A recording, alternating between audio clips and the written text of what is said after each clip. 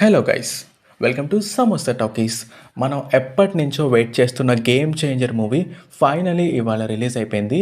So here the quick review of the film game changer.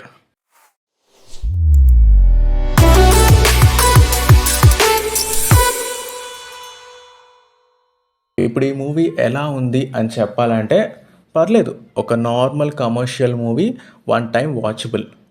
ఈ మూవీకి biggest drawback ఏంటంటే predictable story.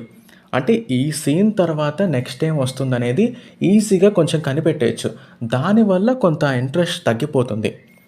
And ఇప్పుడు ఈ మూవీ ప్లాట్ విషయానికి వస్తే, మన హీరో రామ్ చరణ్ క్యారెక్టర్ పేరు రామ్ నందన్. ఒక ఐఏఎస్ ఆఫీసర్.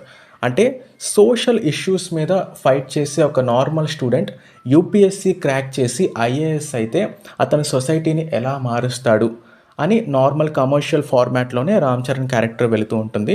ఈ మూవీలో మెయిన్ విలన్ ఎవరంటే ఎస్జే సూర్య. ఆయన క్యారెక్టర్ పేరు మోపుదేవి. అతను ఒక స్టేట్ గవర్నమెంట్ మినిస్టర్ అనమాట. ఈ ఐఏఎస్ రామ్ నందన్కి ఆ మినిస్టర్ మోపుదేవికి మధ్య గొడవ ఏంటి, ఆ గొడవకి అండ్ సెకండ్ హాఫ్లో రామ్ చరణ్ క్యారెక్టర్ అప్పన్న అని ఉంటుంది. ఆ వ్యక్తికి ఈ గొడవకి సంబంధం ఏంటి అనేదే ఎంటైర్ స్టోరీ. ఈ మూవీలో బాలీవుడ్ యాక్ట్రెస్ కియారా అద్వానీ హీరోయిన్గా ప్లే చేశారు. రామ్ చరణ్కి కియారా అద్వానీకి మధ్య రొమాన్స్ కూడా నార్మల్ కమర్షియల్ మూవీ ఫార్మాట్లోనే ఉంటుంది. అండ్ ఈ మూవీలో వాళ్ళిద్దరి మధ్య వచ్చే డ్యూయట్ సాంగ్స్ కూడా నార్మల్ శంకర్ గారి సినిమాల్లో విఎఫ్ఎక్స్ సాంగ్స్ ఎలా ఉంటాయో ఆ రేంజ్లోనే ఉంటుంది, నార్మల్గానే ఉంటుంది. ఈ సినిమాలో నార్మల్ సీన్స్ని తమన్ బ్యాక్గ్రౌండ్ స్కోర్స్తో చాలా వరకు ఎలివేషన్ వచ్చిందని చెప్పాలి.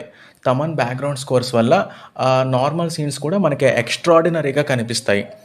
ఇప్పుడు మేము ఫైనల్గా ఏం చెప్పాలనుకుంటున్నామంటే, మీకు ఈ వీకెండ్లో సినిమా చూసే టైం కనుక ఉంటే గేమ్ చేంజర్ని థియేటర్స్లో వాచ్ చేయండి. ఇది ఖచ్చితంగా one time watchable film and worth watching film.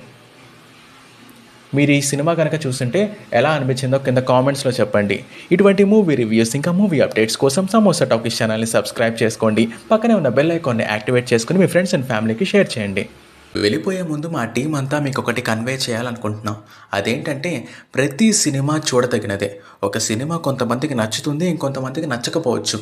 అలా అని ఒక సినిమా అనానిమస్గా వేస్ట్ అని డిక్లేర్ చేయలేం. ఈ సినిమాలో మేమేం గమనించాం, మాకేం అనిపించింది అనే దాన్ని బట్టి రివ్యూ ఇస్తాం. కానీ ఒక మూవీని హేళన చేసి ఆ టీంని చులకన చేయడం అనేది మా మెయిన్ ఎజెండా కాదు. ఇది మీరు అర్థం చేసుకుంటారని అనుకుంటున్నాము.